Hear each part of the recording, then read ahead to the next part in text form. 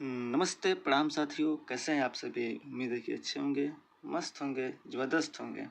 जैसा कि हमने पिछले वीडियो में जीके के 18 महत्वपूर्ण प्रश्नों को देख लिए थे, जो एनटीपीसी और ग्रुप डी एग्ज़ाम को लेकर काफ़ी महत्वपूर्ण था। आज हम और 18 क्वेश्चन को देखेंगे, जो आपके एनटीपीसी और ग्रुप डी के लिए काफ़ी इम्पोर्टेंट होने वाला है। तो देखिए क्वेश्चन नंबर 19 क्या कर रहा है।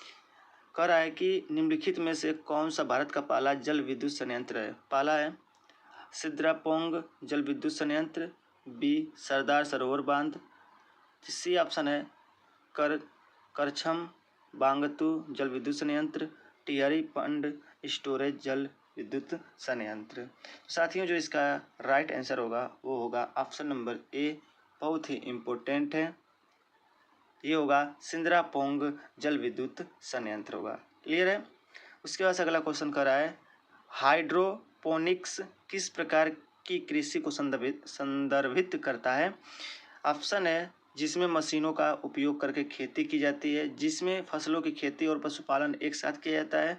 सी ऑप्शन है जिसमें पौधों को खनिज पोषकों के विलयन में बिना मिट्टी के उगाया जाता है। और ऑप्शन नंबर डी है जिसमें फसलों को बड़े भूभाग पर उगाया जाता है।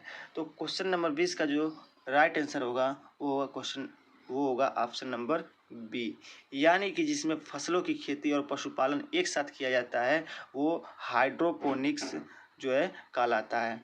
ठीक है। उसके बाद से अगला क्वेश्चन है, क्वेश्चन नंबर 21 क्या कह रहा है।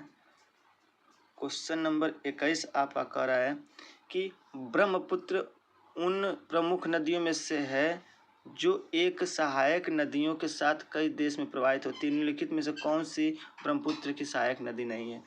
यानी ये बताया जा रहा है कि इसमें ब्रह्मपुत्र उन प्रमुख नदियों में से एक है जो कई सहायक नदियों के साथ जो है देशों में प्रवाहित होती है।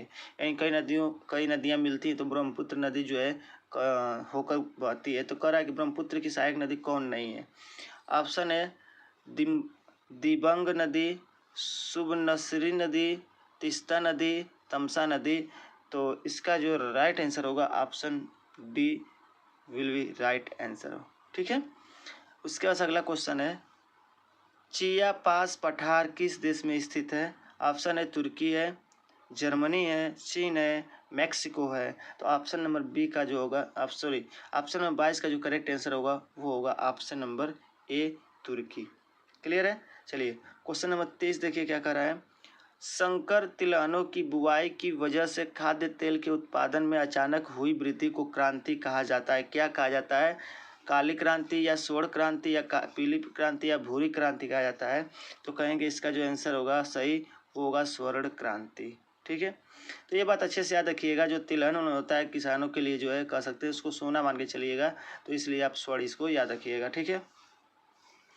देखिए अगला क्वेश्चन क्या कर रहा है कि जल किस प्रकार का संसाधन है। गैर नवीनकरणीय या गैर चक्रीय या अजैविक या चक्रीय। तो इसका जो आंसर होगा 24 का वो होगा ऑप्शन नंबर ए, कह सकते हैं गैर नवीनकरणीय होगा। ठीक है। क्लियर है। चलिए आगे क्वेश्चन देखते हैं हम लोग।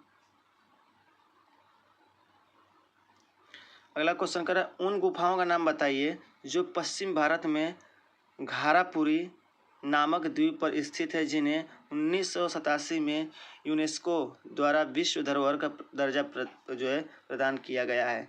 ऑप्शन ए है एलिफेंटा की गुफाएं, खजुराहो की गुफाएं, एलोरा की गुफाएं, अजंता की गुफाएं। ये 4 गुफाएं जो है बड़ा ही इम्पोर्टेंट है। तो जो क्वेश्चन नंबर 25 का जो करेक्ट आंसर होगा वो होगा खजुराहो की गुफाएं। ये काफ़ी ज़बरदस्त ये आंसर है, समझ लीजिएगा। क्लियर है। चलिए आगे कह रहा है कि उड़ीसा के कोरापुट जिले के पंचपटमाली में किस खनिज के विशाल भंडारण मौजूद हैं। जो इसका ऑप्शन होगा ऑप्शन है तांबा, लौह अयस्क, मैग्नीज और बॉक्साइट। इसमें जो करेक्ट आंसर होगा वो कौन सा होगा। तो कह सकते हैं option number A will be right answer. तांबा जो उड़ीसा के कोरापुट जिले में पंचपटमाली के में जो है विशाल जो भंडार पाए जाते हैं तांबा के। ठीक है। आगे है कर्तन। देखिए क्या कर रहा है, कर्तन एवं दहन किस कृषि प्रणाली को भारत के किस राज्य में वेबर के रूप में जाना जाता है? तो देखिए किसको वेबर के रूप में जाना जाता है, तो इसका हम लोग ऑप्शन देखते हैं किसको जाना जाता है। तो कहेंगे मध्य प्रदेश, झारखंड, आंध्र प्रदेश, राजस्थान। 4 ऑप्शन है आपके पास और इस 4 ऑप्शन में से इसका जो करेक्ट आंसर होगा वो होगा बी यानी कि झारखंड। क्लियर है।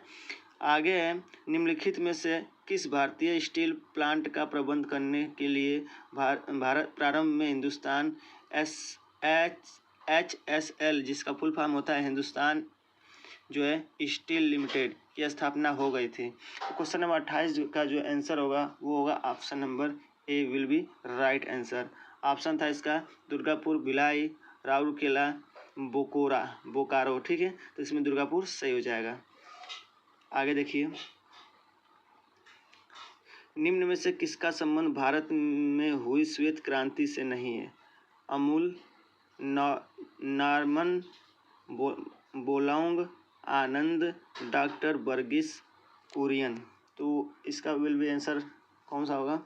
तो कह सकते हैं सी आनंद। ठीक है, आगे है भारत में रेगुर मिट्टी का दूसरा नाम, ये बड़ा इम्पोर्टेंट है, याद रखिएगा, ये काफ़ी क्या है इम्पोर्टेंट है। ऑप्शन है जलोढ़ मिट्टी, लेटराइट मिट्टी, लाल या पीली मिट्टी या काली मिट्टी। तो रेगुर मिट्टी को जो है किस और नाम से जाना जाता है? तो कहेंगे ए जलोढ़ मिट्टी के नाम से इसे जाना जाता है। क्लियर है। आगे देखिए आगे निम्नलिखित नदियों में से कौन सी अध्यारोपित अफवाह प्रणाली का एक अच्छा उदाहरण है? गोमती है, ब्रह्मपुत्र है, स्वर्ण रेखा है, गंगा है। यानी कि प्रवाह प्रणाली के अंतर्गत आने वाली इसमें से कौन सी नदी होगी? तो इसका ऑप्शन कौन सा सही होगा? तो इसका जो ऑप्शन सही होगा option number B is right answer, कह सकते हैं ब्रह्मपुत्र। आगे है सेधा नमक का खनिज नाम क्या है? ठीक है, जिसको रॉक सॉल्ट बोला जाता है, जो चट्टानों से बनाया जाता है।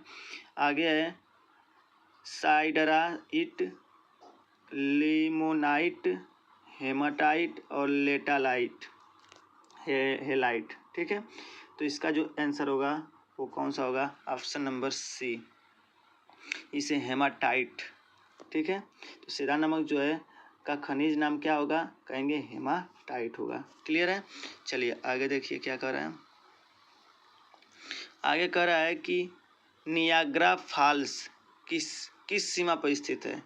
यूएसए और मेक्सिको, यूएसए या मेक्सिको और ग्वाटेमाला, या फ्रांस और जर्मनी, या कनाडा और यूएस।